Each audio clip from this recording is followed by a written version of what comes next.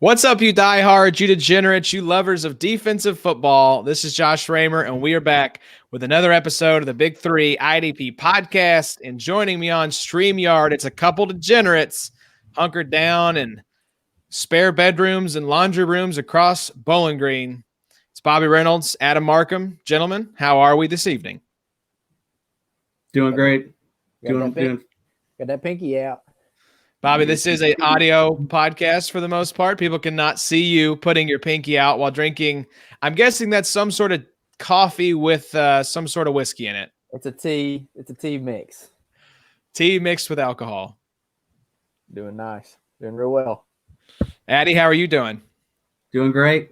Doing great. Don't have the Rona yet. Still going out amongst it though, you know.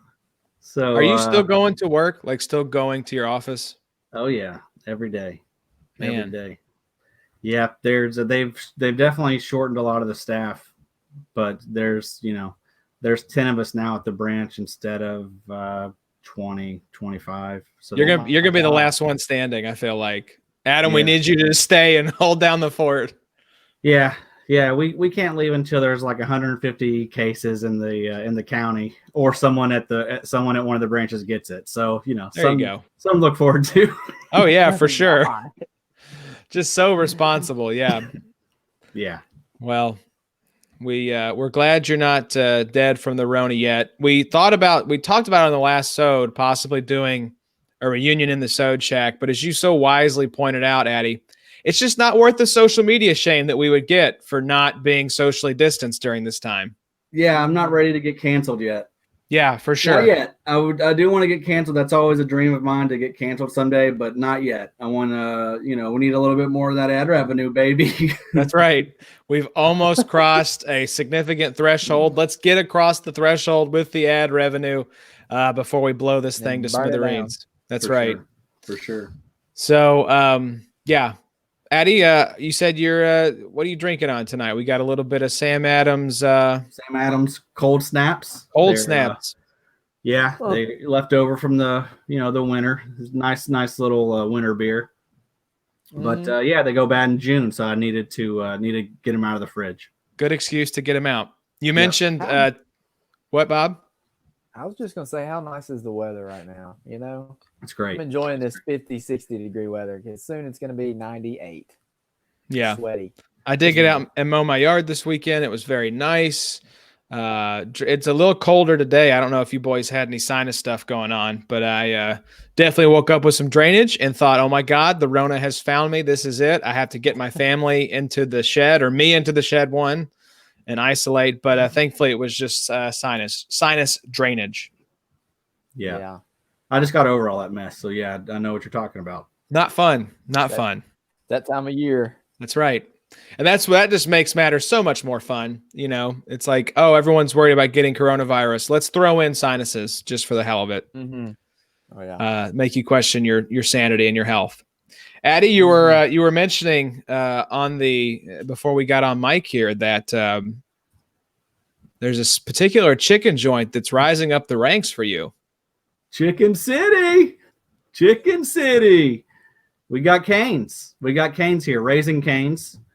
I'm just off the bat calling it Canes. I've been bold choice. Some people don't call it that. I've found out. Some people call it Raising Canes, but I've been just Canes. I mean, I think just shorten it. If you can save half a second just saying Canes, that adds up for how much you're going to be eating it. Yeah, it's but man, what a great little place. I had my doubts.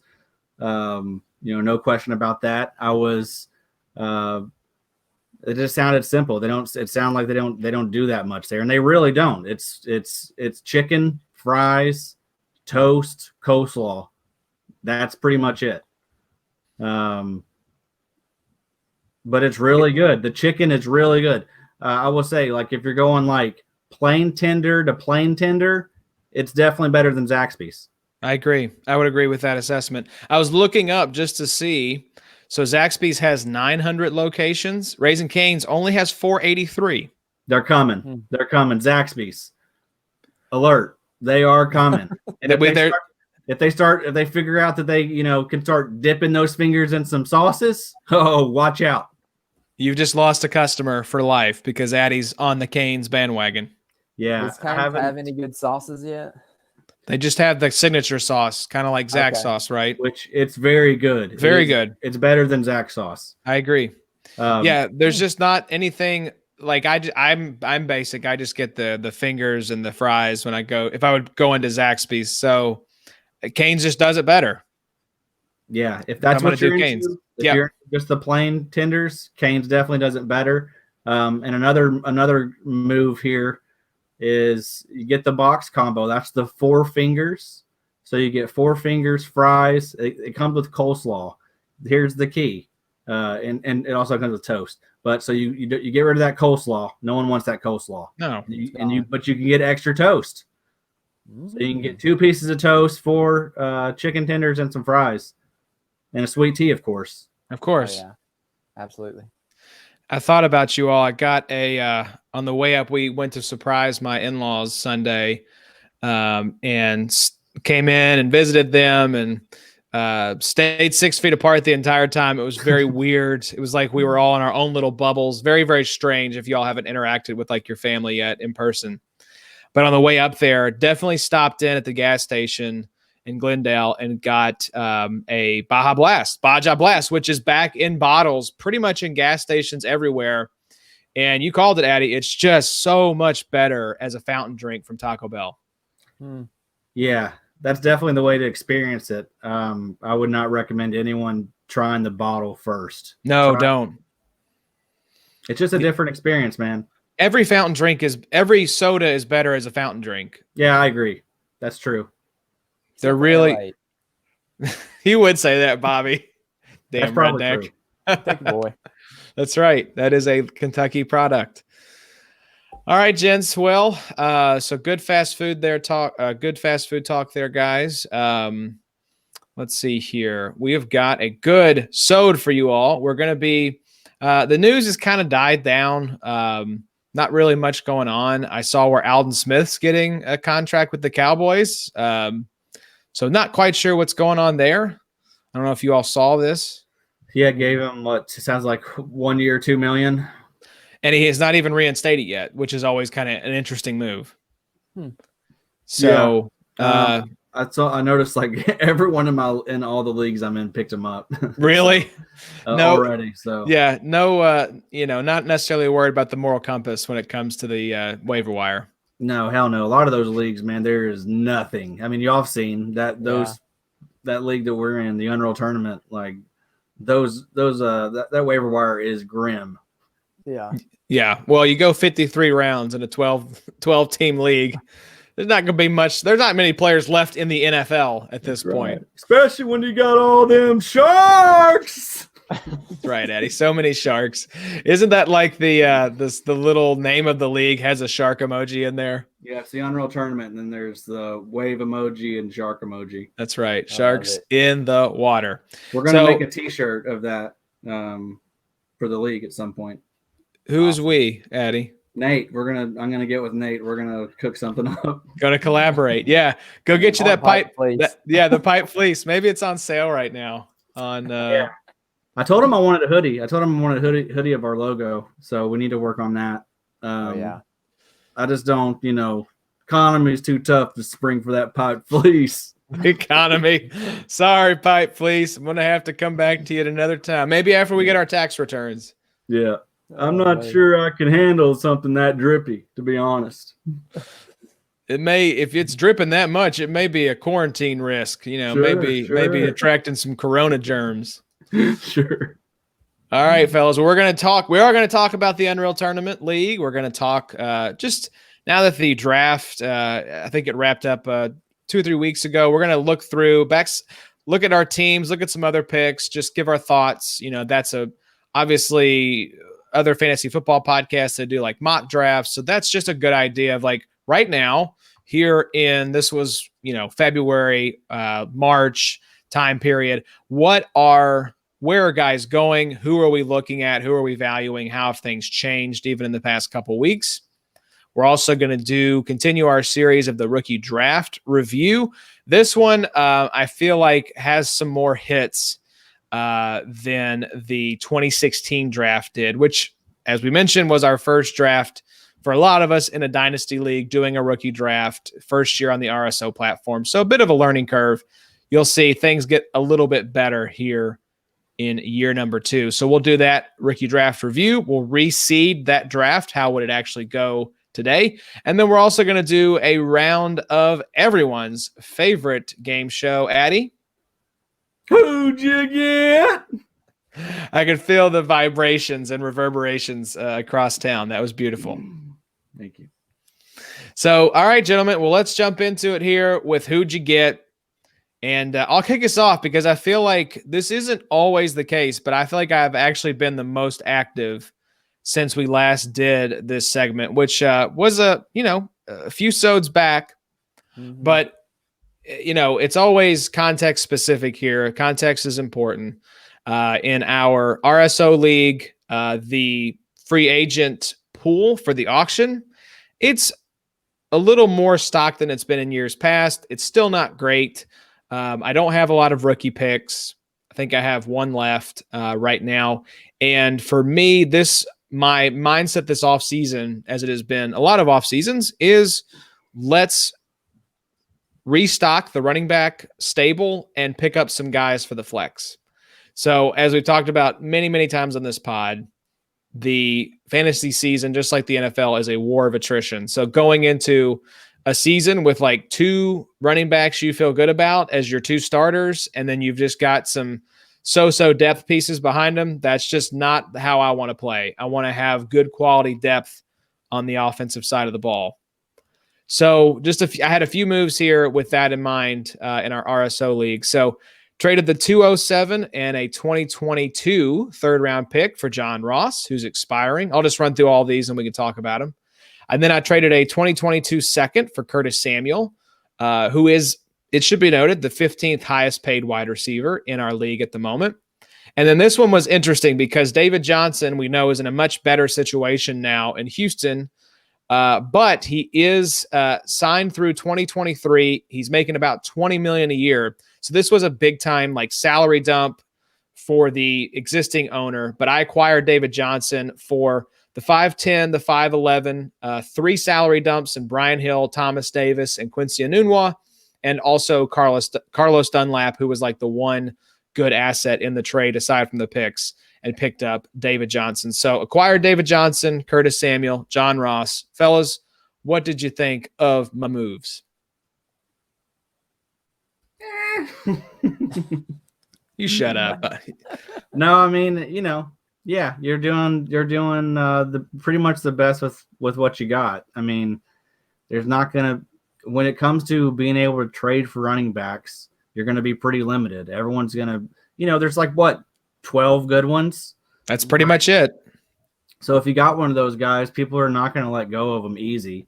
So I think you did a good job targeting guys that I think most people are maybe down on or just not as excited about, but are still going to have a good shot at value. And, I mean, David Johnson has a chance to play much better than he did last year. Same with John Ross, having Joe Burrow there. Who was the other guy you got? Curtis Samuel. Samuel. How much did the contract is the thing that was kind of an issue here, right? Yeah, I think that's the reason Sam, the previous owner, was wanting to unload Samuel. He's about 13 or 14 million. Yeah. But for me, this was less about the contract and the situation, because right after the trade went down, there were trade rumors with Samuel in the actual NFL. But this is less about where he is right now and more of a long-term play. He signed for, I think, 2 or 3 more years. And I'm just banking on the talent. Samuel's young. I think he's talented. If he stays in Carolina or goes to San Francisco or wherever, I think he's a good player. So it's more of a long-term play. Yeah. Yeah. I like Samuels. That's a good pickup there. And I should mention, again, more about the context here. David Johnson's my 3rd running back. I have Marlon Mack and Ezekiel Elliott. And then Curtis Samuel and John Ross were basically wide receivers 4 and 5 on my roster, because I've got Adam Thielen, Nuke Hopkins, and Christian Kirk. So just trying to get some pieces in there, because you look at, okay, if these guys were in the auction, what would they be bringing in? And that's the guys that I look to target. If you're in a league like ours, some kind of salary contract league, I'm looking for guys that would be a value at their current cost compared to if they were, say, a free agent in the auction. So that's part of the reason, and for me, a 2022 pick right now, I'm not really worried about that draft. I can go get those picks back in the future. Those picks swap hands so much between now and that draft. Exactly, man. If anyone's willing to take on my 2022 picks, that's fine. Yeah. Especially I'm trying to win now. I mean, it just, I get it for some people, but sometimes you can be in too much of like a long-term outlook. If you just keep on collecting these these future picks and you're never really, competing, but you just keep, that's nice. It's a nice theory. Everyone wants to, stack picks, but it's like at some point you got to do something with these picks and try and compete now. Yeah. You can't keep punting relevance down the road. At a certain point, you have to push your chips that you've accumulated into the middle of the table and trust that you've made good picks in the rookie draft, that you've been smart in the auction and picked up guys that are valuable and will contribute. But at the end of the day, we're playing this game to try to win a ring. We're not playing it to have the best looking team on paper or the best collection of cheap contracts and promising guys. The point is to win a freaking championship. And to do that, you have to have talented guys that score points. At the end of the day, this is still fantasy football. Yeah, for sure. And it's also important to keep in mind that you can turn some of these picks into something more valuable than a future first. You can, if you last year you drafted Deebo Samuel in the second round, he's worth like a first and a second now at least. So it's number one rule in finance. A dollar today is worth more than a dollar tomorrow. Same principle. You want your assets now. Is that correlated to a bird in the hand is worth two in the bush? Yes, I think so. I think that is knocking on the same door there. So let me ask you all this, because I actually was in trade negotiations today. What would you all be willing to give up for Bradley Chubb right now? Wow. I'm pretty high on Chubb. I think Markham probably likes Chubb as well. I know AJ Johnson is a guy that we'll talk about. Markham got in the Unreal tournament. I was really upset with where Adam got him. I was not paying attention there. But Chubb is going to be good this year. People forget his rookie year. He had some phenomenal plays, gets around the edge really quick. Even in the preseason last year, he had a couple like, oh, wow, type plays to where you're like, man, Bradley Chubb is going to be he's going to be a force. So, I'm a big Chubb fan. You're a big Chubb fan. Addy, what about you? Yeah, I like Chubb. I think I like Chubb more in Sleeper because he gets the dual designation, whereas in like our RSO league, he's a linebacker. I don't like him that much as a linebacker. I'm probably just going to avoid if he's just a straight up linebacker. But in Sleeper, yeah, I'm all over him. I'm willing to spend, probably at least a second plus, since he gets that DL tag. Yeah, we weren't able to come to a deal on that one. I was looking at him kind of like TJ Watt also gets the linebacker designation in RSO. And that's kind of how I was looking at him, was in that same mold of TJ Watt. I could plug him into that defensive flex spot and just hope that maybe he'd unleash with couple sacks, couple tackles for loss. He'd be a high upside kind of play. Yeah. Would you have given your 207 for Chubb? No. So that was one thing that myself and the Chubb owner, were talking about. And he said, well, what about that? It was actually the 206.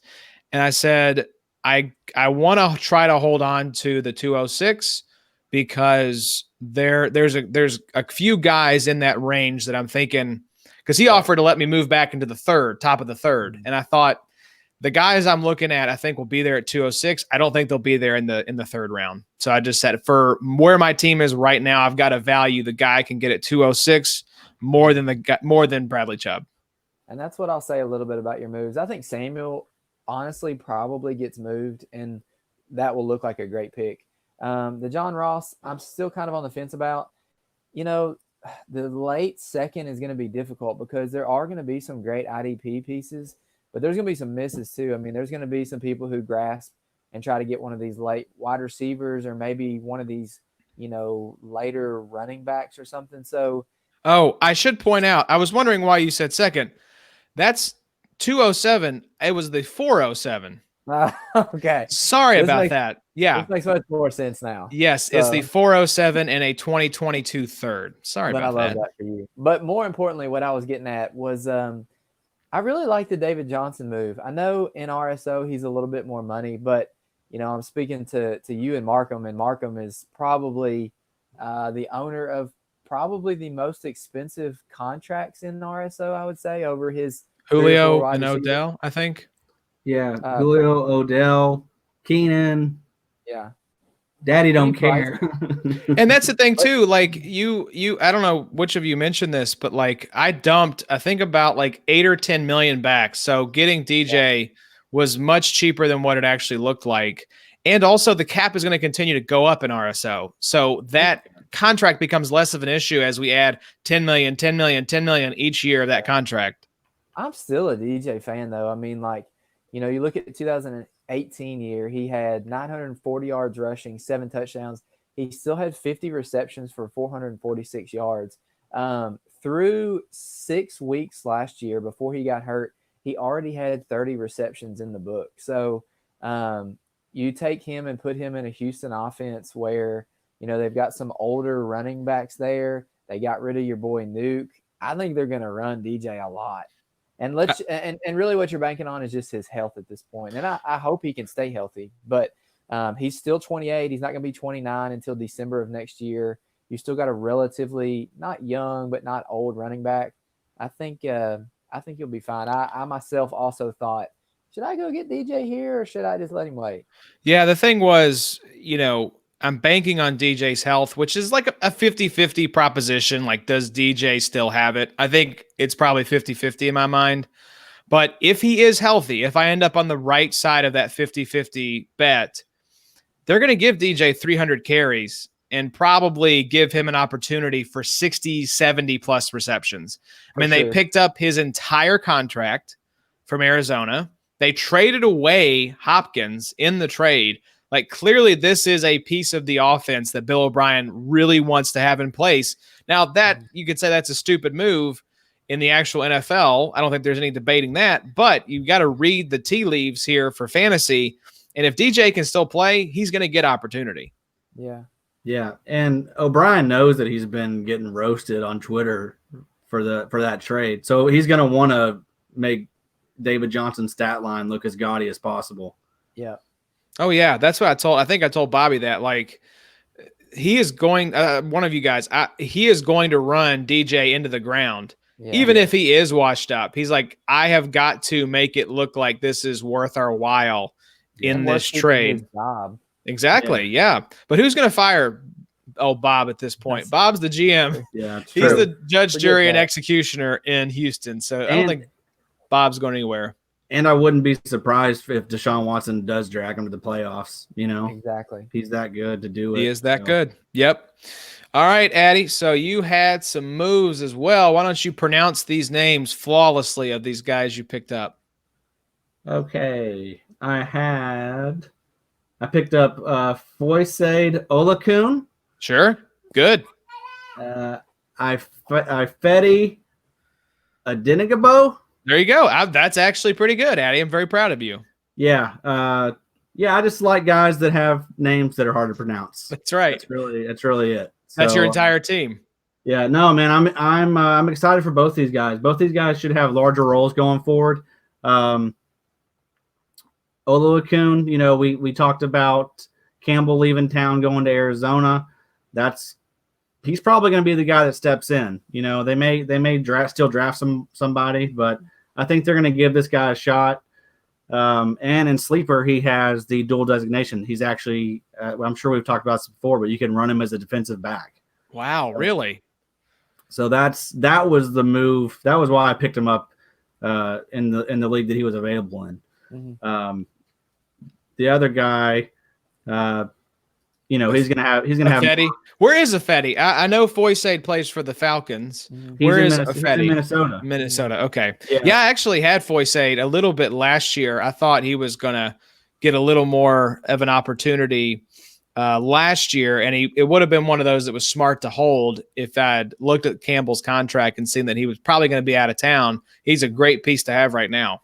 Yes, exactly. He should be getting drafted. Like he's not someone that should be on the waiver wire anymore, especially in sleeper. I mean, that's a no-brainer ad there in sleeper. But same with Affetti. That defensive line has had a ton of turnover, but he was the guy that was most impressive when he came in limited duty last year. So no more Griffin, no more Linval Joseph. I know they brought in Pierce, but Affetti's going to be a guy that rushes the passer more and has a chance for more big plays and sacks. So I like him. He's still young. Just, kind of a speculative ad. Yeah, I love that. And how has Everson Griffin not gotten a sniff? I saw where the Browns were interested. But yeah, I don't. Every team in the league should be in on him. He's still a really good player. He played really well last year. I was like, what am I missing here? Is he just like a complete jerk behind the scenes here? Is he wanting too much money? Like, what's going on here? I think he is probably just being patient. I think he'll still get a nice payday on the open market. I think I could see him having getting like a 1-year deal for $6 or $7 million maybe. Mm-hmm. Yeah, I heard one of the other podcasts I listened to talked about Clowney potentially just holding out into training camp and not taking any kind of deal right now and just waiting, because at some point guys are going to start to get injured in training camp, and that just jacks his value up because if you lose one of your starters along the defensive line, suddenly Clowney looks a lot more valuable than he did here in April. Mm-hmm. But it seems like the market, is talking to him, kind of like when you overprice your house. You find out pretty quickly if you went too high on the price, the market will talk to you. And I think the market is telling Clowney, we're not wanting to pay you $20 million a season. Sorry, bud. Yeah, I bet that the corona ain't helping these contracts either now. It's not. And that was something interesting brought up, our friend, we say our friend, like we are like in contact, like we're texting with George Fant, but a friend of a friend, we talked about his contract last Sode or the Sode before. Somebody brought up a good point that these players who are not able to sign their contracts because they can't take their physicals, like George, who wants to go to New York, get a physical, and sign this contract right now? You'd be insane to do that. But they said this podcast I was listening to that these guys have to be careful, because if teams go into the draft and take that player's replacement, they can void the contracts. So any of these guys that have not signed their deal before the actual NFL draft would be wise to do so, because they can find themselves on the way out pretty quickly. Wow. Yeah, it's pretty scary. It is. So I'll be curious, some of these deals that haven't been, because all the reporting that we saw when free agency started was just agreed to deals. Some of these have not been officially signed and announced yet. So I'll be curious to see if any of these guys get sniped as a result of not signing these contracts by, rookies that are picked up in the draft. Yeah, so, I agree. All right, Addy, you added one more guy here. I had two more guys. Yeah, I had a couple other ones. This was an Unreal tournament where it's super grim in there. So I added Brandon Copeland. I noticed that he signed with the Patriots. Yeah. I don't know. Just Why not? like that. He also he's actually a linebacker and has a DL tag. So, Nice. So yeah, I'll take that. I'll see what he's about.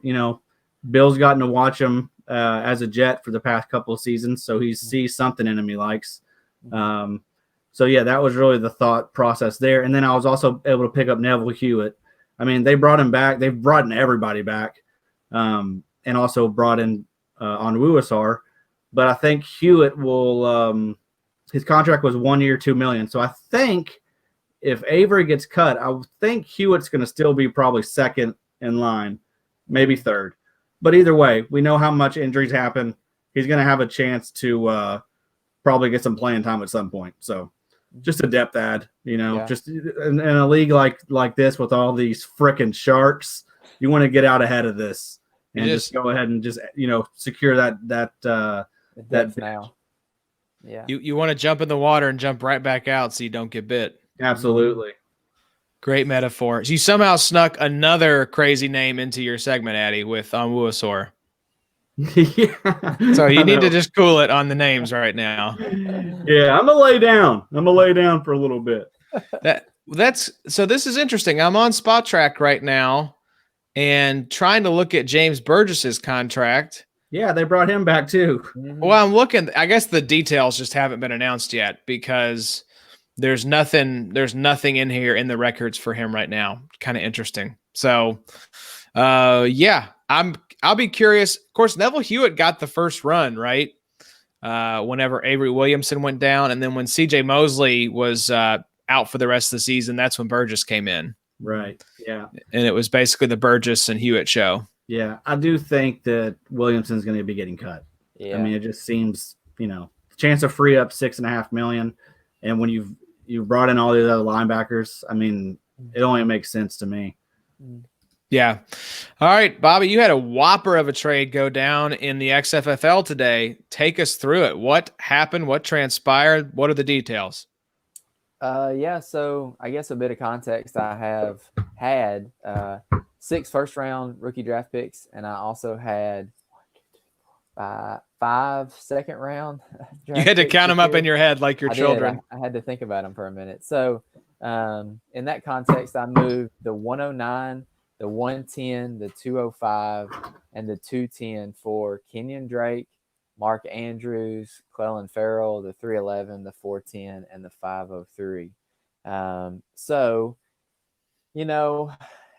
still kind of on the fence about it. The 2 dudes that I was huge on obviously were, Drake and Andrews. I think Ferrell is kind of a nice little throw in on the deal. But give me your all's summation first before I talk too much. Yeah, I mean, it's nice because you only lose 1 overall pick, right? Because you get back 3 and give 4 picks. Sure. And the other thing too is I dropped from $44 million in rookie draft capital to like 35 or something. So I've dropped a significant amount of money, which is helpful. But the other thing too, to I guess that needs to be taken into context is that Drake is a pretty good contract. He's like $7 million a year for a couple years. And then Andrews is $2 million a year. I'll have to extend him this year, but if he's anything like any of these other tight ends that we've seen, the extension number is normally pretty safe, or the franchise and extend. Yeah, I know, Addy, you were a big fan of this because you are very high on Mr. Andrews. Yeah, I love this move for Bobby. I mean, I thought it was, I know it was cool that you had all those picks, Bobby, but I thought it was a no-brainer to get rid of some of them and turn them into some actual assets, that are gonna, be solid going forward. And Mark Andrews, like I mentioned before, he's my tight end 1 in Dynasty. I know that's a bit of a hot take, but I mean, he's 23 and no more Hayden Hurst. And we saw what he did last year on not even 50% of the snaps. Like, he's a really, really, really good player, and he's just going to get better. And I think he's definitely the next Kelsey Ertz, type. So yeah, I love that move. And then, you get Drake. I mean, I would have been willing to pay probably 2 firsts for Mark Andrews. And then Drake, at least a first right now. Sure. So I wish I would have known that Mark Andrews was available, because I feel like you got a very good deal on him. Yeah. I don't know. I kind of asked a little bit, and he was like, no. And I was like, well, let me just make you an offer, because I've got 6 firsts. I've got a couple of nice things that I'll throw your way. And, a couple of rebuttals back and forth. You know how that stuff goes, just kind of, different picks here and there, moving a slot or 2 forward or back. And honestly, I kind of felt like I had a little bit of the high ground, because I also have the 107 and the 108 and the 101 and the 103. So I really wanted to hold on to a lot of that stuff. I didn't want to give away too many of my Alvin Kamara early firsts. You owned half the first round. So yes, you had plenty of leverage. And what I love here is that, again, you only lost 1 overall pick. You just moved back in the draft, reduced your salary cap commitment, picked up a top 12 running back, most likely for this year, the number 1 possible tight end tethered to Lamar Jackson, and Clelin Ferrell, who we all love as a second-year breakout guy. Plus, you still get 3 picks. So you still get to pick up 3 guys in the draft. It's not like you're losing out on those roster spots there. So I love the trade for you. I skew more that way just because I like going back to what Addy said. I want that dollar today. I want the guys that I know are contributors that are in good situations. These rookie picks right now, they look good on paper because you can go and look at rookie ADP and say, oh, look at all these guys. But in our minds right now, every rookie is landing in the premier position, the premier landing spot. Yeah. And that's not going to happen. We saw it last year where a lot of these landing spots, they ended up being okay. But at first blush, it was grim. Hollywood going to the Ravens, AJ Brown going to the Titans. Like it did not look good on paper. And so I do have to wonder if Zach has some guys in mind at these particular picks, or if he was just looking to, get in on the rookie draft action. I don't know. Yeah. But for me, with the skewing more toward established players, I really like the deal for you. There's a reason why you hear so often that you don't trade for picks right now, and that's why. Because I think people are just so excited about this rookie draft that if you break that trade down, man, I don't know that you got the value that you think you did, because you didn't get any type of high first at all. You got 2 late first and a mid second and a late second.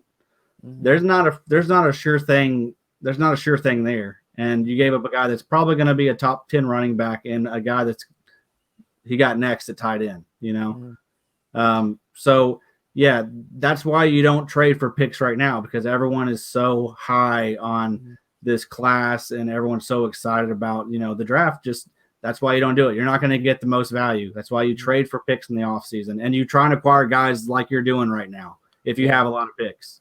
I agree. I think that was one of the things that really swayed me, was that when you have this many picks, I would have to have hit on so many people to make it work. And it's not possible within the first, whatever it was. I've still got a ton of picks, but you can't physically hit on every single pick, as we'll see as we go through the 2017 draft of hits and misses and busts and whatnot. But I mean, I like Andrews a lot. I traded him to this guy last year and hated every minute of it. That was the old trade boomerang. That's a Bobby special right there. I'm a big fan.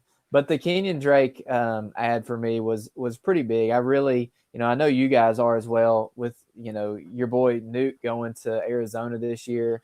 You've got a second year with Kyler. You got a second year with Kislenberry. I think that team could just run through some people this year. I mean, I think that, you look at Drake over the last 5 or 6 weeks last year. He was like the RB3, I think, over there. He was, at the end of the season there. So who knows, man? But I'm excited to have my guys. I was laughing because you said Kislenberry, as in Tom, and it's Cliff Kingsbury. Tom. Tom's running the defense. They're so bright, I just get them both mixed up. That's right. Yeah, I don't know, man. That Cardinals offense, I'm trying to grab as many pieces as I can right now. Yeah. Just because that's wheels up. We talked about it on another Sode. Could be Cleveland Browns 2.0 as far as offseason hype, but man, I'm still buying in. I'm a believer. I think they've got a good coach in place, which is something the Browns did not have. They did not have continuity with the coaching staff as far as having the head coach in place. The Cardinals have that with Tom Kislenberry, so I think it's gonna work out very, very well. So I'm coming around with Adam as well. I literally think that Kyler could be your top 3 or 4 quarterback this year. He's 3 for me right now. QB3, Mahomes and Lamar. And I think Adam maybe even called that prior to this whole Nuke trade. Yeah, I was on. I mean, that may have been a little, eager, but I mean, I don't mind. I don't mind to get a little risque with it, baby. Well, you got an offensive-minded head coach and a QB that can run. Yeah.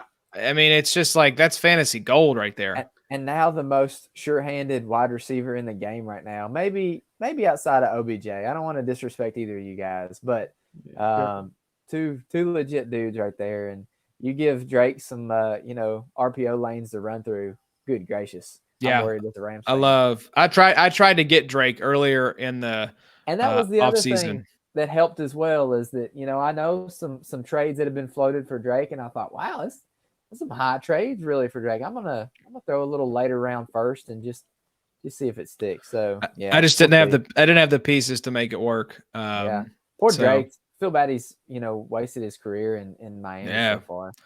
Rough days. Hey boys, do you want to hear something pretty cool? What's that, Addy? Oh, Kyle Bellinelli. He's in my DMs. Is he now? What's he saying? Mm-hmm. Might have a deal for Fred Warner. Is that right? 101 for Fred? Is this a 101 for Fred situation? Could be. Yeah. I've had, as you boys know, I posted on there today. I've got a slew of second-round picks in there. I drafted a bunch of just picks in the startup. So I got like 6 second-round picks. So, my linebackers they're fine, but it's a little thin. So I posted today that, I'm looking for a linebacker, a DB, or a running back. So I've had some negotiations with Joey the Tooth. We talked about Deion Jones. Quickly shut that down on me pretty quick. So thanks for coming. Shout out Joey. Yeah, he's that's the thing, man. With this league, like we're not gonna get anything by any of these guys. Like, nope. We all like the same people. We all have kind of the same view on all these guys. I was coming at Joey with like, I think it was 2 seconds at first, and he was like, nah, not enough. And I was like, well, I mean, I agree. If I had him, I'm not selling him for 2 seconds either. So it's a lot of that stuff, Yeah. And it's hard to be the guy paying. Like it's easy to expect, like, I want a first and a second out of Deion Jones if I sell him. It's easy to expect that, but when you're the guy paying, it's always a little more difficult. Yeah. So I didn't get Deion Jones, but I could get Fred Warner right here. You want to hear this offer? Yes, please. I think it's me paying too much, but it's that's my baby. All right, so it's Fred Warner, 408 and a 2021 fourth for my 2021 second, 205 and 206. Yeah, I'd do it. I mean, it's Fred, like what I'm saying. It's a fair price. It is, and you need a linebacker, and that Fred is, I kind of want to tweak those picks a little bit though. I'd like to give him like instead of 205, like 206 and 208. If you can move back in the second, that would be great. Because the only thing with this league is with it being super flex and tight end premium, you're going to throw in 3 to 4 quarterbacks. Maybe a tight end or 2 in here. So at the 205 and 206, you're really looking at, and Isaiah Simmons probably isn't going to fall that far, but you're definitely looking at a Kenneth Murray or a Patrick Queen really heavy right there in that middle. And that's what I've been kind of thinking about. It's like, well, do I want to? I mean, I could get both of them there. Yeah. So do I want both of those guys or do I want Fred? See, that's the side I probably lean on. But again, I'm a little bit of a pick homer this year. Yeah, and the good news, what I've enjoyed about Unreal Tournament, and I haven't really got a chance to dive into it yet, but I will. And the thing that it's exciting when you're in multiple leagues, because for the longest time, me personally, I had our home league that we'd been in for probably 15 years back at the VIP. I was in the XFFL, and that was really it. We had the listener league. That was just more for fun. It was kind of a redraft league. But now when you get into multiple leagues, you can just kind of have some fun with it, Mm-hmm. Like I'm always so careful and thought out and structured with my RSO roster. And when you get into more leagues, you can just kind of, not that you need to be stupid and reckless, but you can just kind of move guys around, and you have more guys on your roster across all of your teams. So I'm not as like attached to guys. I'm willing to take a little more risks because I have more teams that are in the mix. The other thing too, though, I guess that I have to think about as well is that it's probably a good time to sell Fred right now, just because I think you're going to have a mess of Greenlaw and Quan all year. So you're probably not going to get the 2019 Fred in 2020, at least in my opinion. I know there's been some talk maybe about them cutting Quan, which I don't think will happen, but I think it's just going to be a mess this year. I think that Fred will be 90% probably of what he was last year, but there's going to be a little bit of linebacker mess there, I think. Yeah, I totally agree. He's a great sell. But, if I don't have to give up a first. Yeah, because someone is a good sell doesn't mean they're a bad buy. Again, yeah, the context here is I have like 6 seconds. Mm-hmm. So, I mean, I wouldn't mind just adding a surefire. I mean, Fred's 23. Fred's going to be the mainstay there forever. God, really? Fred is 23? 23 or 24, yeah. I'd move those picks back. I'm going to tweak it a little bit, I think. I like having them back-to-back, too, selfishly, because you automatically know, all right, I've got 2 guys. I'm going back-to-back right here. Yeah, I think I may counter it with 206 and 208. There you go. I think that gets it done. I guess to take this out of Superflex mindset, you could be looking at like the 112 and 201 really there if you're taking out these 5 picks ahead of that. So, yeah, I don't know. But, yeah, it's Fred Warner. Yeah. Fred Warner. And I'm bored. It's quarantine time. Yeah, these are quarantine trades that are happening. Yeah. And, Bobby, they are definitely not cutting Quan. That would be a $14.5 million dead cap hit. Sell Fred. Yeah, so Quan is sticking around there for sure. That sucks for Greenlaw because Greenlaw kind of had some fun games last year. But anyways. I think he's just a year away still. I mean, he's a buy. I mean, because you probably can buy him when the season starts and he's not playing a lot at first. He had a bunch of great plays, but he had some pretty crappy misses as well. So yeah, it's gonna happen. All right, fellas. Speaking of the Unreal Tournament League, let's get the draft board pulled up and just quickly talk about our teams, some of our favorite picks, maybe some guys that we like that we saw other teams taking, just things that made raised your eyebrows a little bit. I'll kick things off because I've got the board pulled up. So I was actually the second person to take a defensive player. So Daniil Hunter went at 804, and I took Darius Leonard at 807. Finally got my baby. I've been trying for years to get him away from Lauren in the XFFL, and I'd basically have to give up my firstborn son to get him. So glad to finally have the maniac. Not feeling great about my quarterbacks because Cam Newton was my second quarterback pick. Sam Darnold's my first one, and this is a super flex league, so that's not great, Bob. Probably need to be looking for a QB in there. Some later round picks that I was happy about. Got Ed Oliver at 2007. Got sniped Addy and took Jermaine Pratt at 2207. And then down a little further, managed to get Matt Judon at 2807. So, those were just some of my favorite picks there for my squad. You were pissing me TF off, for real. Just coming in there, just... Bro, he took Jatavis and he took Quincy Williams. All your babies. What's his deal? Yep. Sorry about it. And I forgot I got Hayden Hurst at 3007 too. That's beautiful. That's nice now. Yeah, I was just like, well, no, here's what it was. I was looking at your rankings. So I was sniping all your babies because you had put all your favorites out there for the world to see. That's helping a lot of guys in the world today. You could just see, like, if you could see the traffic and look at the IP addresses of people looking at Adam's ranks, it would be a lot of the Unreal Tournament drafters during the draft. Yeah, some of that I was like, what the hell is going on here? Because it was it was just like every dude out, that I had ranked like in a row. And I know those MFers in our league, at least in the XFFL, You sons of guns. That's the thing. We're swimming with sharks, and you especially are totally naked because the whole world knows exactly how you value guys. Yeah, but I'm gonna still eat. I'm gonna tell Kyle to ask for 2 firsts for Fred now. Oh Lord! All right, Baba, let's go over to you. What take us through your squad here? What were some of the highlights, pieces that you liked?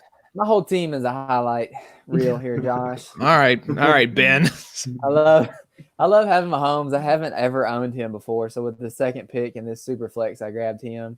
Went super deep at wide receiver there with Juju, Cortland Sutton, Cooper Kupp, Terry McLaurin, Marquise Brown.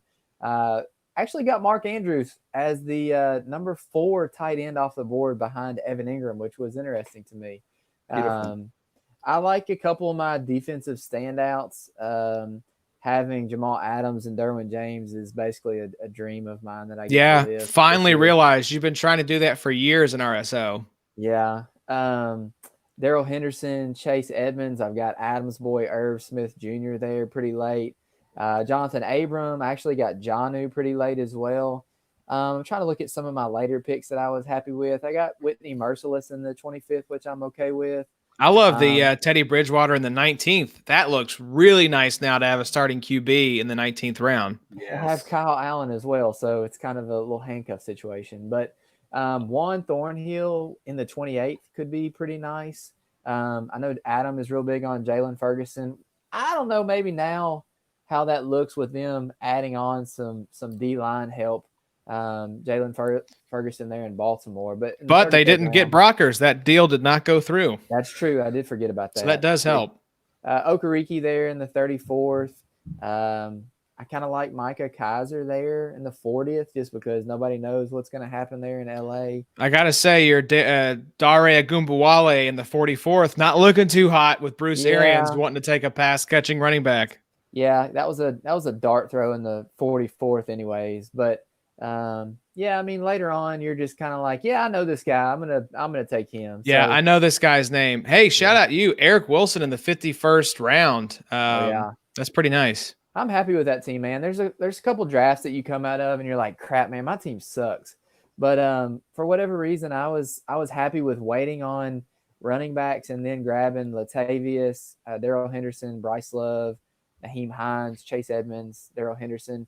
Finally got a little Hendo share, which is nice because I can't ever pry him from Ben. But I do think the Rams might actually draft a running back this year. So who knows, man? Yeah, those are great, like 0 RB running backs that you got. I love Henderson this year, obviously. And I mean, shit, now his ADP is probably like in the 8th round. Yeah.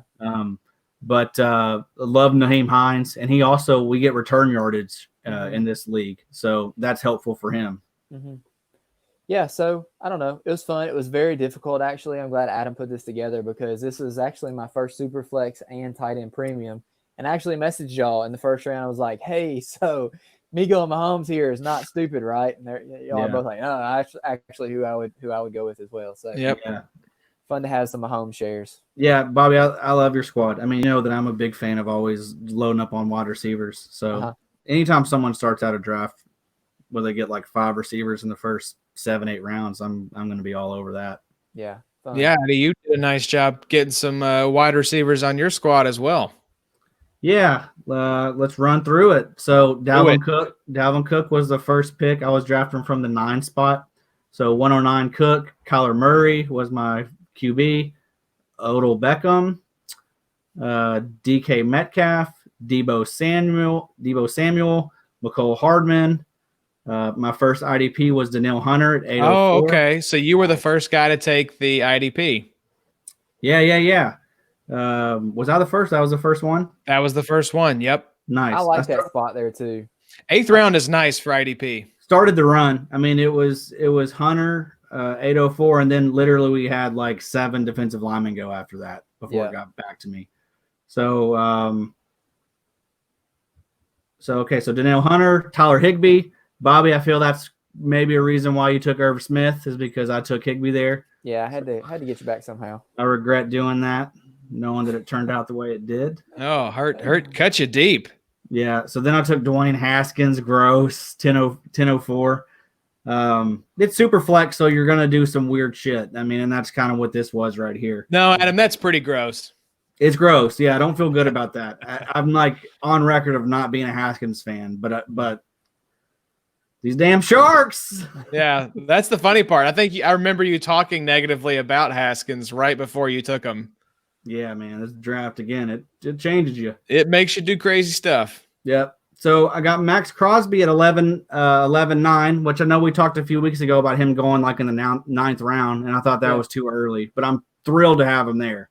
Yeah, you look at especially the guys that went before him, Bradley Chubb, Chandler Jones, Yannick Ngakoue. I'd take Max over all those guys. And then also look at Farrell. Farrell went there to you, Josh, in the 14th. That's right. Yeah, not nearly as big a discrepancy as we talked about in the one that I did by myself. And the other thing, too, that me and Josh were talking about a little bit before the Sode as well is I saw something today where Farrell played a bunch of D tackle through about half the year for the Raiders last year. So I actually need to go back and maybe do a little bit of like game tape analysis and see if that was true. Because if that's the case and he's going to start off this year as a D end, wow. I mean, this could be a real year for Farrell actually playing the position he was drafted at. Free Game Pass, Bobby. Oh, that's right. I forget about that. That's right. Game Pass has been awesome. I've been watching a bunch of old Colts games. All right, let me keep going. Budda Baker, 12-4. Of course, no explanation needed there. I'm just going to go through these now. Ian Thomas, AJ Green, Robbie Anderson. That's nice. I don't like the Robbie Anderson pick that much now. Then we go Matt Milano. This is the 20th round. Cameron Hayward, 22nd round. Avery Williamson, AJ Johnson, 24. Marcus Golden, 25. Another one of your babies. DL Tag and Sleeper. Bud Dupree, 26. Darnell Savage, 27. Auden Tate. Damian Harris. Emmanuel Sanders, baby. That's probably your Round best pick right there in terms of value. I mean, getting a guy that could potentially finish as a wide receiver 3 in the 30th round is crazy. Well, let me follow that up with the next one. Andy Dalton, 31.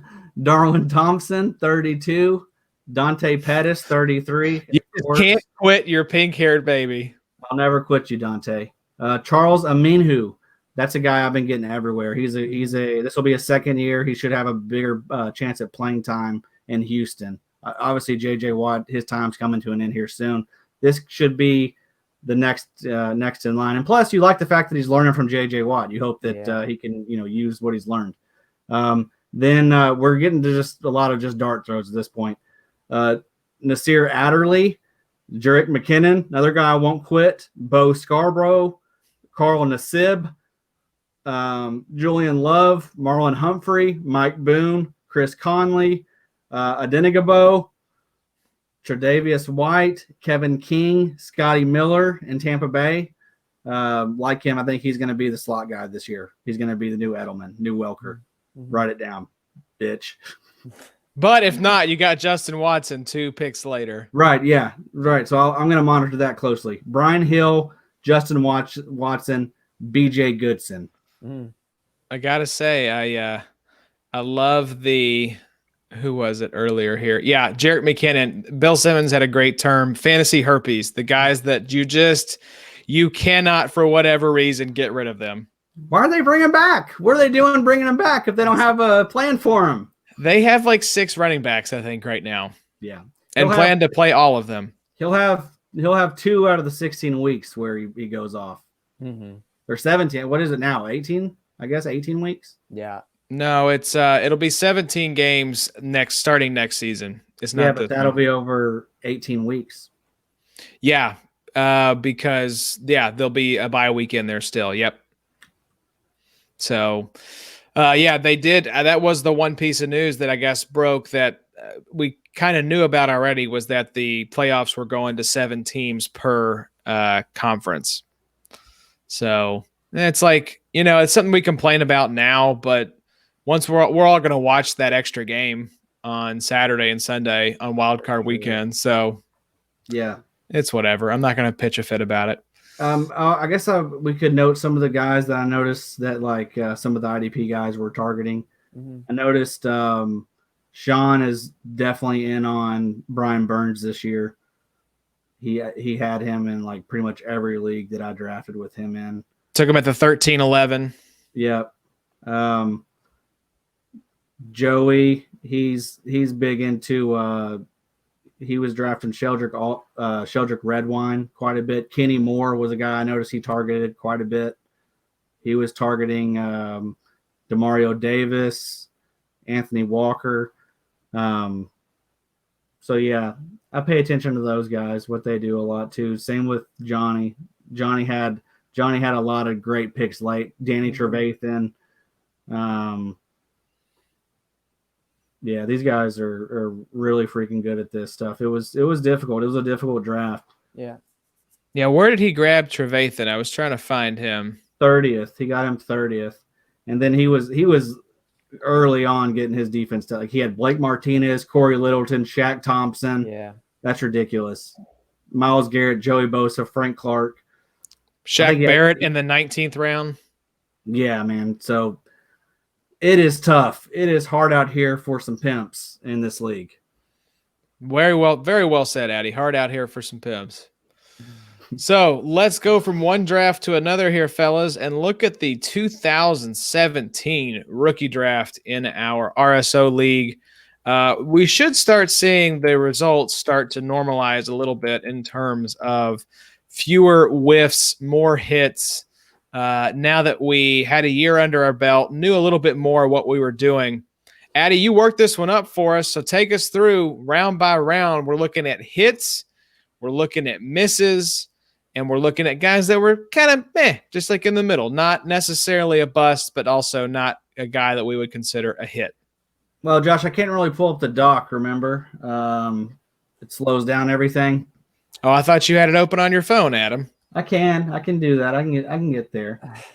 Give me just a second, guys. All right, I'll vamp. So the looks like, oh yes, this was the infamous Corey Davis draft, going at the 101 ahead of some of the other guys we're going to talk about here in just a second. I would say, looking back, this is probably the best rookie draft we've had in terms of actual difference-making talent. This one had a lot of hype around it. Like we knew it was going to be a good class, and it delivered. It's you will quickly see. Okay, so first round hits. Leonard Fournette.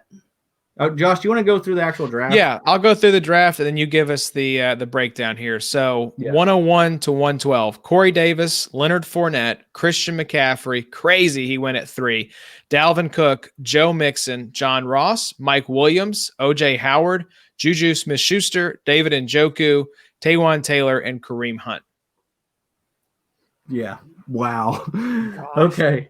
So first round hits, we have Fournette, McCaffrey, Dalvin Cook, Joe Mixon, Juju, and I put Kareem Hunt in there because even though he's kind of fallen off like those first 2 years, my God, that first year and a half. I mean, yeah. If you got out from under him and happened to sell before he kicked that female, man, you cleaned up nice. I know I traded for him after that first offseason. And I gave up like 3 firsts. So I'll never forgive Kareem Hunt for what he done. You know, not just you're a horrible human being for kicking another human being part, but also because it was right after that trade. Especially because of the trade. Especially. Before all that, you probably in a redo maybe took Kareem Hunt at the 101 at that point. Oh, yeah, I know, for sure. He was the number one guy coming out of that first year because he popped the quickest. Yeah. Yeah. And he's in Kansas City's offense. It's like we've already talked about this year when they take a running back, that's probably going to be consideration for your 101. And now they have Mahomes. Yeah. So yeah, that's an incredible first round. I mean, you're looking at half of those were surefire hits. You got studs. Yeah.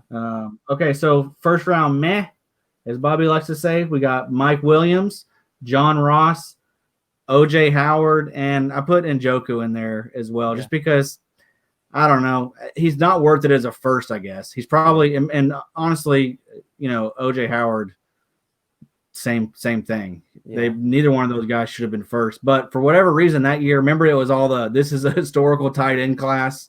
Yeah. And none of it has worked out. We got so caught up in it. And Howard looked unreal in that championship game that he won it for Alabama. So there was still that, trailing him as well.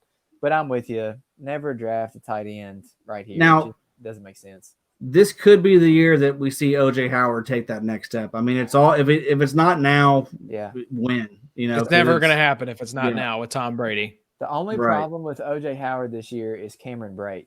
I still think Brate is probably going to take some passes from Howard. And Njoku, I've owned Howard and Njoku in the last probably month.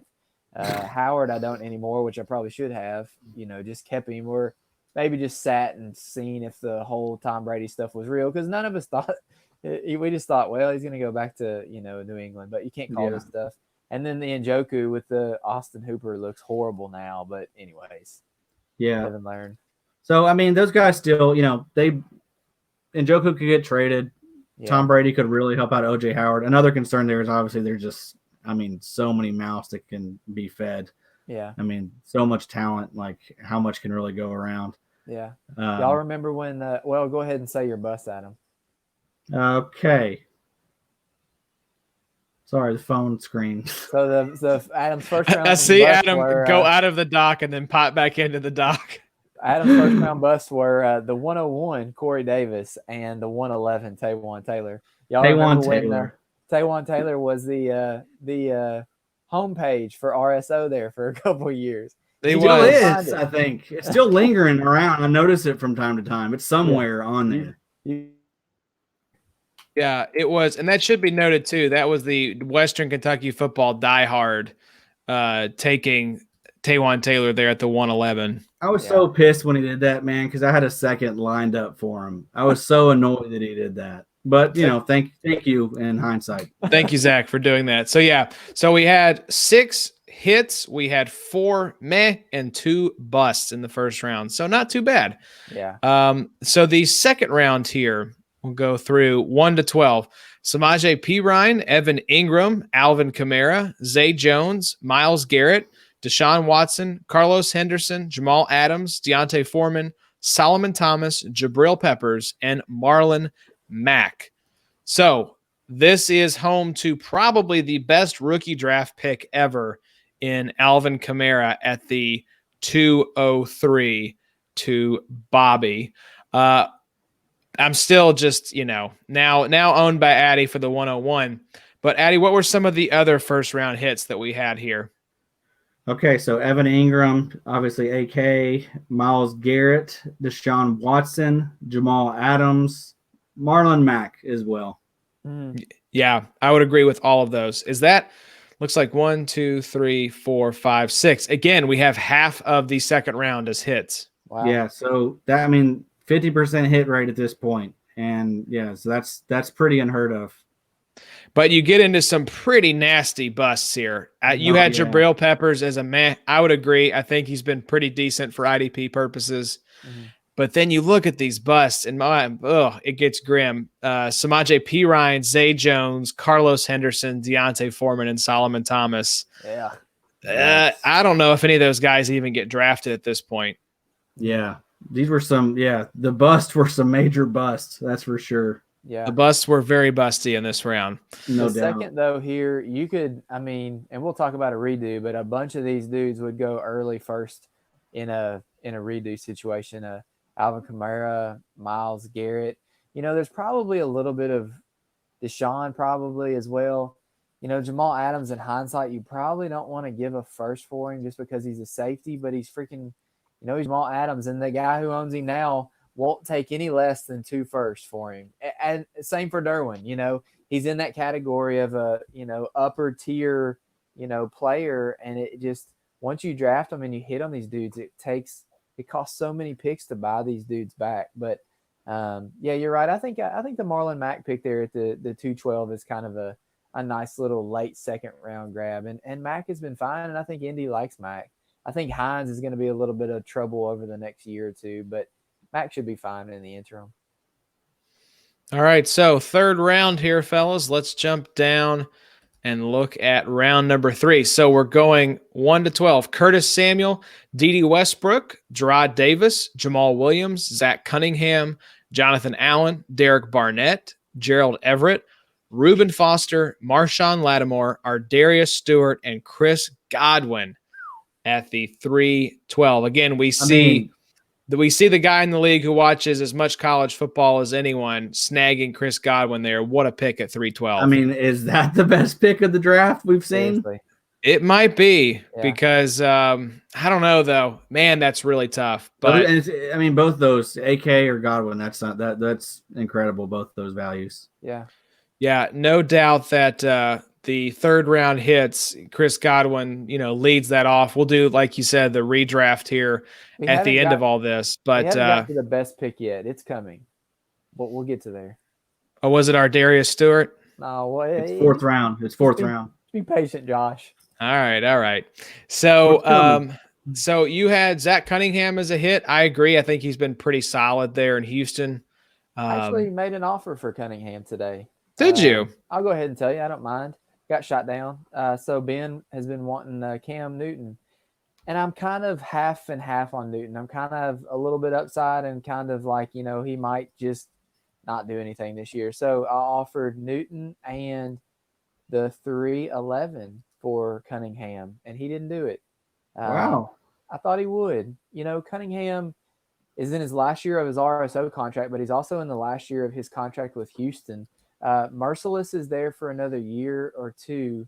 I think they picked up all his guaranteed money for this year maybe, but I've seen some draft analysts already throwing the Wisconsin linebacker Zach Bond to Houston. So I don't know. Maybe it might be a blessing in disguise. I like Cunningham. I think he's good against a run. I don't think him or Merciless is very good against any type of coverage. But for IDP purposes, you're really just looking for that stat line anyway. So I don't know. I'm still kind of on the fence about whether I'm glad he didn't do it or not. But Cunningham's just okay to me. He's a great IDP player, but for the long term, I don't know that he's a great asset to have. Yeah, but maybe better in redraft. Yeah.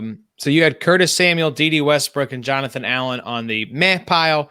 This is where it starts to flip, though, and you see the bust start to really outweigh the hits and the meh category because you pretty much have everyone else at this point: Gerard Davis, Jamal Williams, Derek Barnett, Gerald Everett, Reuben Foster, Marshon Lattimore, and Ardarius Stewart in the bust pile. So you only had 5 guys, though, but only 2 of them were hits in the third round. And maybe, that's some of those guys probably given up too early on. I know Barnett's still young. He could still develop. But what is this? His third? He's been in the league 3 years now. Yeah. I mean, I think he only has like 14 and a half sacks in that 3-year stretch. That's not cutting it. But maybe he gets a bigger opportunity now with that line kind of having some question marks on it. Yeah. I was looking to see, I believe Ardarius Stewart is the first guy we have come across that is no longer in the NFL. You'll be happy to know that he plays for the Winnipeg Blue Bombers of the CFL. Nice. Don't get points for that, unfortunately. So fourth round here, fellas. We have Haason Reddick at the 401, old Jake Butt, Donnell Pumphrey, Tack McKinley, Joe Williams, Malik Hooker, James Conner, your baby, Budda Baker, Addy, there it is. Taco Charlton, Patrick Mahomes, TJ Watt, and Cooper Kupp. This was a nice round as well. A lot of value here in the fourth. That's the one Bobby's talking about. Pick of the draft, Budda Baker, baby. Budda. I mean, but you also look at, James Conner, Patrick Mahomes, TJ Watt, and Cooper Kupp. If you look at the, round and pick versus the points that this player got for the team in the following year, I mean, that next year, what did Mahomes have? Like 550 points or something? Yeah. That's ridiculous. Yeah. Josh, what would it take to acquire Mahomes right now? I think we've talked about this before.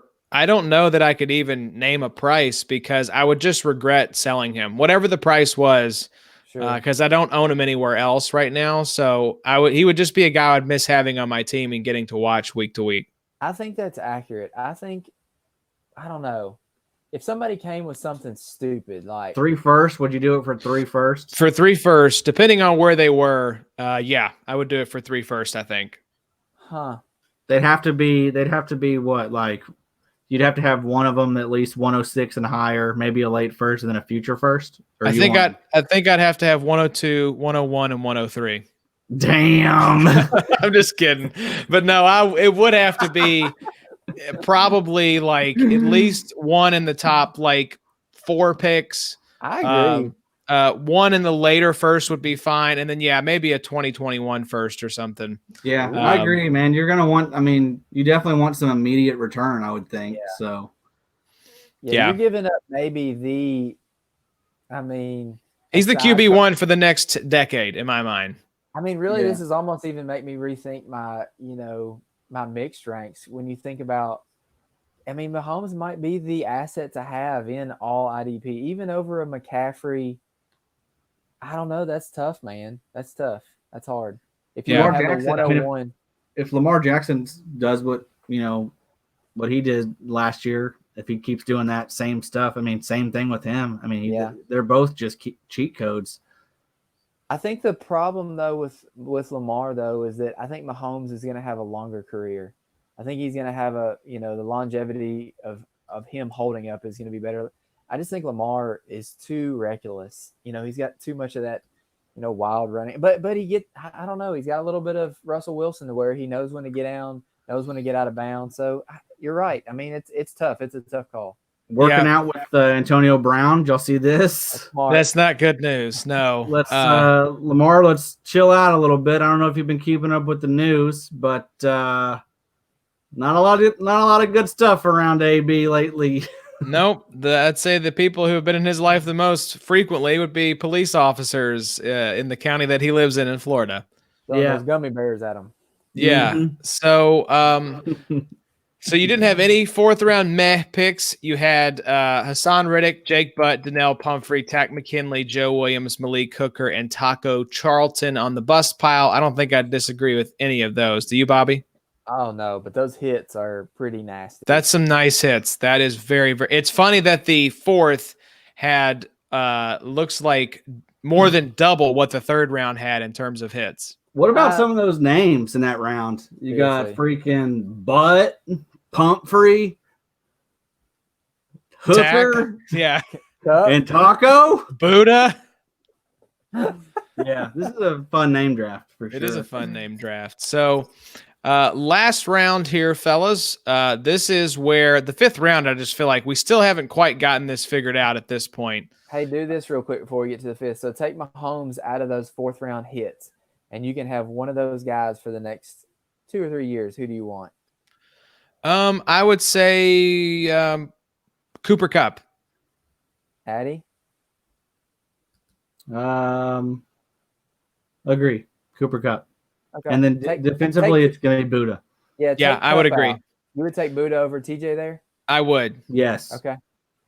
I would. Absolutely. Yep. Guaranteed top 5 at his position. TJ Watt had a very nice year, but those kind of outside linebackers are really tough for our particular league as far as week-to-week consistency. Mm-hmm.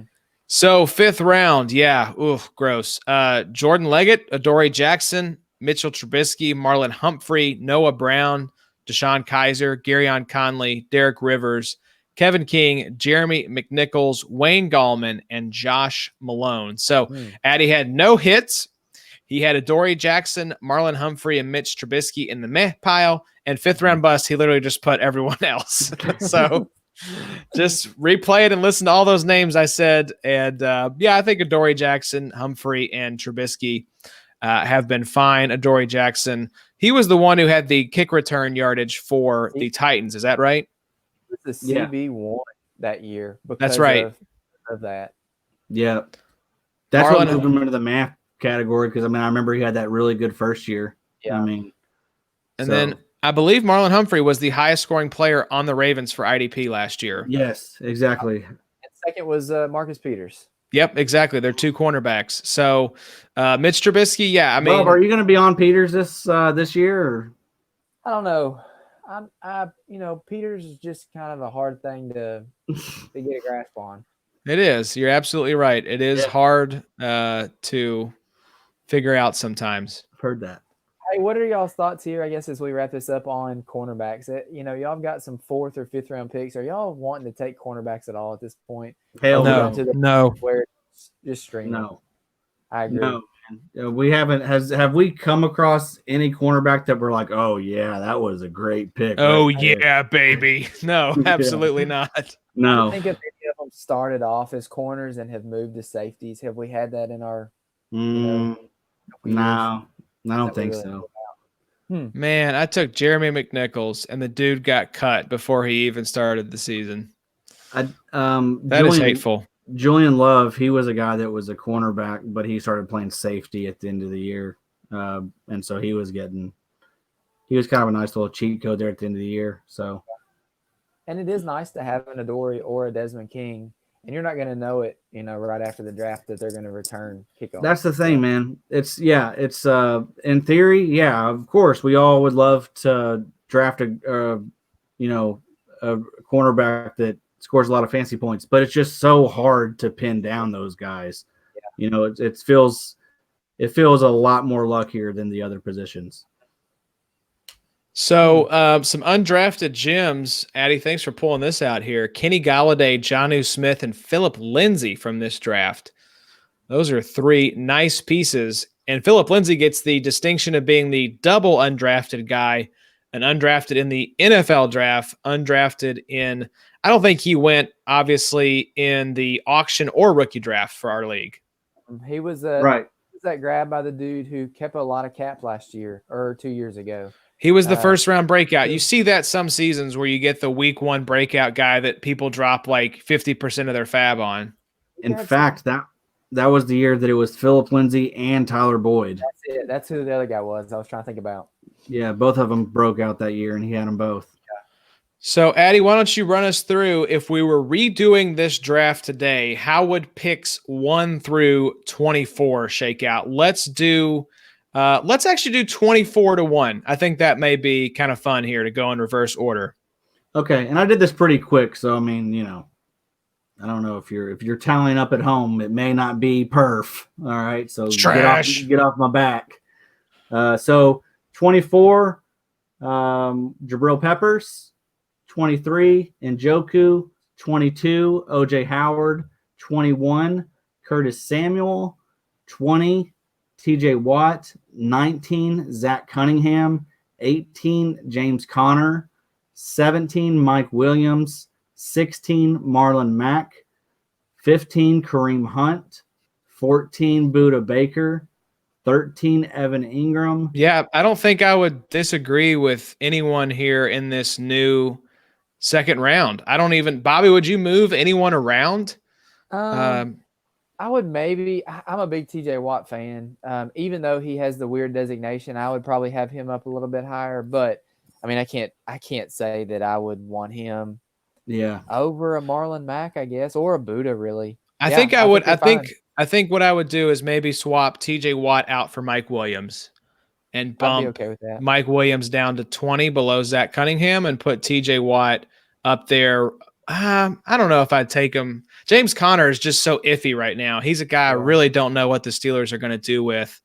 But yeah, I think I would maybe bump Mike Williams down and bump TJ Watt up a little bit, but that's about it. I'd say I probably would still want TJ Watt over Kareem Hunt right now. Wow, really? Yeah, I don't know. Too many things have stacked up for Hunt. I just think that it's not going to probably get any better for him. And Watt seems to be fine. What I struggled with Hunt was he was so good that first year and a half that he was, he did return his value. I mean, it's just now, they're at the point where Hunt's not as valuable anymore because he's in the timeshare with Chubb and all the trouble that he's gotten into. And TJ is also coming off his breakout year. So it's just it's a tough evaluation on those guys. Yeah, it's important. It's an important point here that in this redraft, at least in my mind, you're getting all of their career. Yeah. You're not just getting them from this point forward. Right. So if you take Kareem, you're getting where he is now, but you're also getting the first year and a half where he was the best running back in football. And also taking into consideration too, the opposite side of that was Joe Mixon, coming out of Cincinnati with the whole same situation that Kareem Hunt's gone through, but has been able to, keep everything clean. And as we'll see here soon, was a top pick in that draft that year. All right, I Eddie. drafted him. So let's go. You took Joe Mixon? Yeah, I traded him. You did. He got traded like so much those first 2 years. Yeah. I had him at one point. I think I may have had him twice and traded him. So yeah, he was moving around a lot. Okay, so 12, Deshaun Watson, 11, Jamal Adams, 10, Myles Garrett, 9, Fournette. I may have been too high on him, but he's another guy that's held his value throughout the last 3 years. 8, Cooper Kupp, 7, Mahomes, 6, Juju, 5, Mixon, 4, Godwin, 3, Dalvin, 2, AK, 1, CMC. Just a ridiculous class. It really is loaded. I mean, it feels like not too far off from an actual like dynasty ranking. Really does. Such an awesome class. Mm-hmm. Yeah, I don't think the only tweak, I think I like where Fournette is there.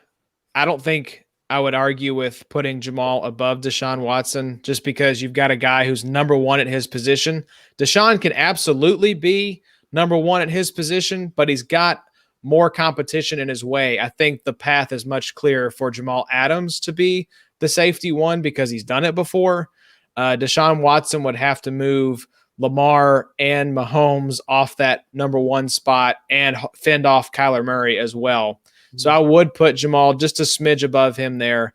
Fournette, I think, is in the right place. I would take Cooper Kupp before I'd take Fournette. The only thing I would do maybe is move Mahomes ahead of Juju. That would probably be it. And honestly, maybe Mixon. I mean, as much as we all like Mixon this next year, I mean, Mahomes won people championships. Yeah, that's right. See, I would probably move Mahomes to maybe the 3. I love Dalvin. I love Chris Godwin too, but Mahomes is a pretty sure bet. We lost Dalvin for a year too, right? Yeah. Yes, that's true. To that injury. So that's a good point. If we're looking at the totality of their career, Mahomes, you didn't get his first rookie year though. Mm-hmm. So that's something else to keep in mind, is that even though his second year, he lit the world on fire and played really well this past year. I don't know. Eddie, you worried at all about Dalvin with the new offensive coordinator? No, not really. I think getting Diggs out of town, he'll probably catch more balls now. I think he's okay. He should still be a RB1. I think they're actually probably about to lock him up long term. I think that you've seen some recent cuts and then letting some guys walk to free up money to extend him. Yeah. What about how many years has Madison been in now? This will be his second year. He was a rookie. Man, Madison's good. People solid for sure. He's a great backup. I even like Mike Boone a lot. I mean, that was one of the Unreal Tournament picks that I was kind of pissed about because I had him in the queue before you sniped him. But yeah. I mean, what a ridiculous class. I mean, Myles Garrett, an awesome IDP player. You got Jamal Adams. You got Budda Baker. Zach Cunningham, TJ Watt. Golly, man, IDP wise, it's so deep. But even those more guys so than that. Late. Do what? Those guys were going late, a lot of those guys. So that's the hope with this class. Whenever you hear these, these great classes, that's pretty much what we mean. We mean that there's gonna be obviously some studs, but there's gonna be these guys that leak through these later rounds that could be legit difference makers for you. That will just be crazy values, like you saw with Godwin and AK and Mahomes. And I mean, when you have with so much talent, there's going to be guys that slip through. But in light of, kind of this upcoming ridiculous draft, look at Corey Davis and John Ross and Mike Williams and OJ Howard and Taywan Taylor. I mean, they were all first-round picks that everybody probably thought, wow, John Ross ran a 4.22. Well, yeah, great, whatever. He also only caught – he had negative 3 points that year, didn't he? He did, He had negative points. Yeah. And I love Corey Davis. I loved Corey Davis pre-draft. Like a lot of people, Twitter was in love with Corey Davis. Yeah. Revisiting this here, guys, you can see we talked about getting better at this. On the 2016 draft, we had a bust rate of 62%, a meh rate of 18, and a hit rate of 20. We did a little bit better in 2017, but the odds were still against you getting a player that was actually going to be a contributor to your roster. The hit percentage went way up, 31.6%. The meh was at 18.3%. The bust rate still 50.1%. So half of the rookie picks were total and utter busts for 2017. The problem, though, is that you got too many of the mess too high up. You know, your Mike Williams, your John Ross, your Jabrill Peppers. You don't need to be having those mez in the first and second rounds. Those need to be in your third and fourth and fifth. You know, for the amount of money and RSO that you're spending on these dudes and the amount of, you know, capital that it's taking to acquire these picks, man, it's so hard when you miss on these guys. It makes it really rough. And that kind of goes to, you know, my trade I made today. It's not feasible to hit on 6 first-round picks. I mean, it's so hard. Even if you're the best at watching college football, keeping up with all this like draft analyst stuff, nobody knows. It's almost impossible to hit on all of those picks. So, and especially tight end, man, to be able to turn into one of those late first. Yeah. I mean, we saw this was the historic tight end class that we saw right there. OJ Howard, Evan Ingram, David Njoku. How excited are you if you own those guys? You know, shout out to Dynasty Sneeko. We talked about that a little bit today or yesterday. I can't remember. But go grab these Jay Sternbergers. Go grab these Trey. What's the dude up in Detroit? Go grab some of these guys that are Hawkinson, Herb Smith, John. Grab them and throw them on the IR for a year if that's what it takes, because it's going to be 3 or 4 years before you can, you know, let any of these dudes hit. And you know, Adam's really good at that. He grabbed Jonnu a couple years ago. He's had Herb Smith. He had Ian Thomas, you know. So, you know, it makes sense. Goddard. Yeah, Goddard. Grab 3 or 4 of these guys and, you know, let one of them hit in the next 3 or 4 years. It's worth it. It's worth noting here, talking about first-round picks, we've seen 2 drafts now. So that is 24 first-round picks between 2016 and 2017. 9 of them were hits. That's a 37.5% hit rate. So basically you have a close to a third chance, you know, a third of the picks that are going to be taken from this next draft are going to be hits. Yeah. So just, again, this is to help sober everyone up that has rookie fever right now, that these guys are not all going to be slam dunks. And take into consideration, too, that this year, you know, if you look back in 2017, the whole first round is offense. This year, it won't be that way. You know, you're going to have a Chase Young go somewhere. You're going to have an Isaiah Simmons go somewhere. I don't think you'll have another IDP sneak in the first. I guess you possibly could, but you're also going to be looking at maybe a quarterback or 2 probably in the first round this year. So, you know, Myles Garrett probably looks even better at the whatever he was, the 205, because somebody's probably going to go at the 105 this year and try to get a Chase Young. Yep. Wow, that would be something if he goes 105. I wouldn't be surprised, but hey, I've been curious about this. Where does Burrow go in the rookie drafts? 1 quarterback. Yeah, 1 quarterback league. I think probably late first. Late first. Yeah. Wow. Yeah, I think you could see him 110 to 112 range, you know, because you're putting him in a good situation. Zach's got it now. Zach's got 110, 112. See, I might have known a little bit of that, but he doesn't need him. He's got Deshaun. He's got 1 or 2 other pretty decent quarterbacks. So we'll see Deshaun get traded here in the next little bit. Then we'll know. Might need to go asking for old Deshaun. Yeah, after seriously. Post nuke. Yep.